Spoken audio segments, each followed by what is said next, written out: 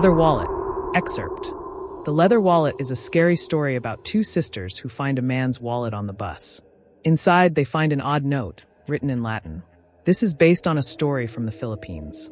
My sister Maria was 1 year older than me. We went to the same boarding school. Every weekend, we were allowed to go home and visit our mother. One Sunday evening, my sister and I went shopping in the city. When we were going home, we caught the bus. Maria found a leather wallet lying on the floor beneath our seat.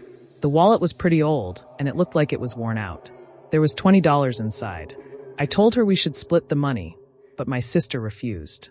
She was always such an honest person. She said we should return the wallet to its rightful owner. When we got home, the house was empty. There was a note on the kitchen table from our mother telling us to behave ourselves while she was away. She had gone on a 2-week holiday with her new boyfriend.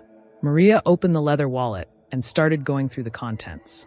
There was a bank card with no name on it, a bus ticket, an old black and white photo of a man, and a folded piece of paper. She took out the paper and looked at it. "What does it say?" I asked. "I don't know," replied Maria. "I think it's in Latin."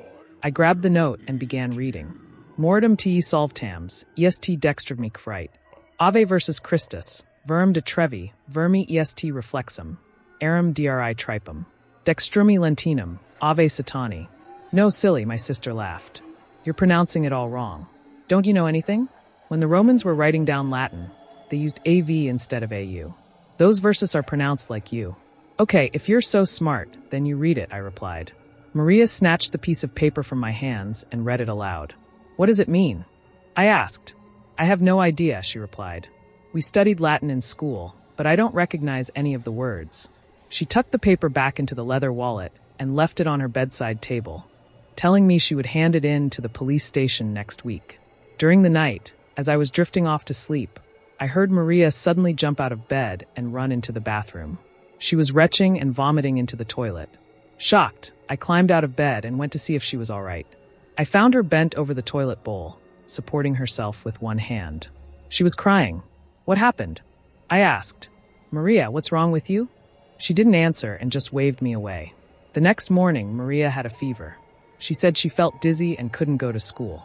She wanted me to go alone and tell the teachers she was sick and would come to school tomorrow. I spent the rest of the week at boarding school, but Maria never showed up. I kept sending her text messages, asking where she was, but she never replied.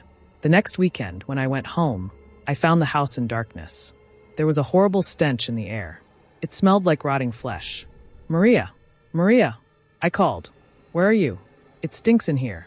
When I went upstairs, my sister suddenly appeared from the bathroom. "Maria, what's that stink?" I asked, wrinkling up my nose. "It smells like a decomposing rat." She nodded her head. "It's coming from the neighbor's house," she said. "Their dog died. It got hit by a car.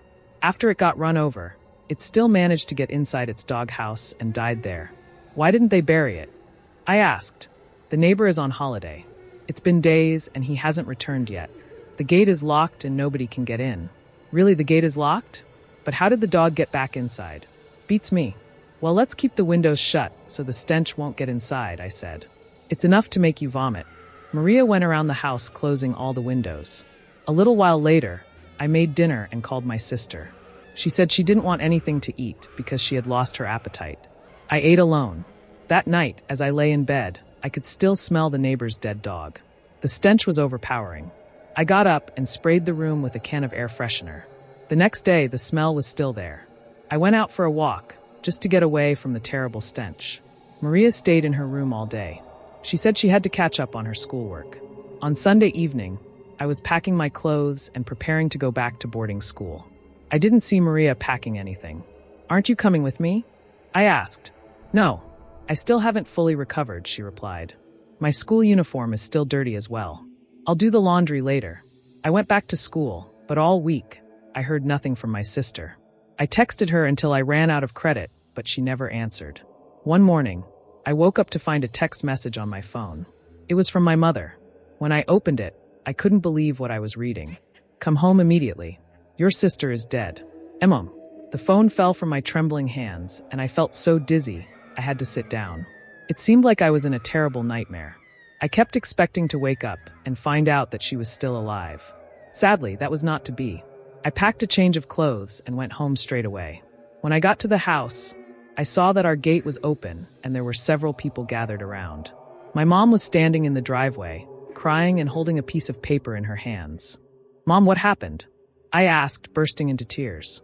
My mother embraced me and held me tight. "Maria died. She's been dead for 13 days. I found her under the bed. Her body was rotting. The smell was unbearable. Where were you? Why didn't you find her?" I was shaking. A chill went down my spine. Who is it that was with me the last time I went home?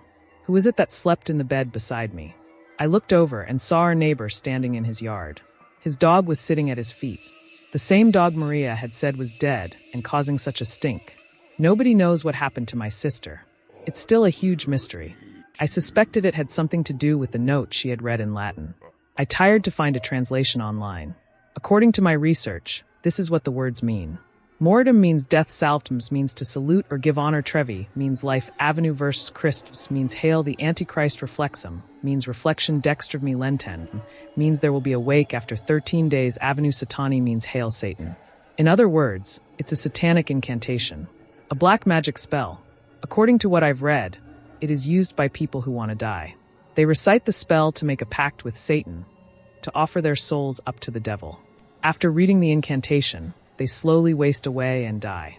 Within 13 days you will see the person who spoke the words, but in truth, they will only be a reflection of their former selves. A ghost. Then, after 13 days, their dead body will resurface. There is one thing that still baffles me. I read the note too. Why didn't it affect me? Why didn't I suffer the same fate as my beloved sister? Could it have been the way I read it? Perhaps my ignorance of the Latin language saved my life. But wait a minute. When you were reading this, did you read the Latin words? Did you read it wrong like I did? I hope so. I hope you didn't read it correctly. Did you?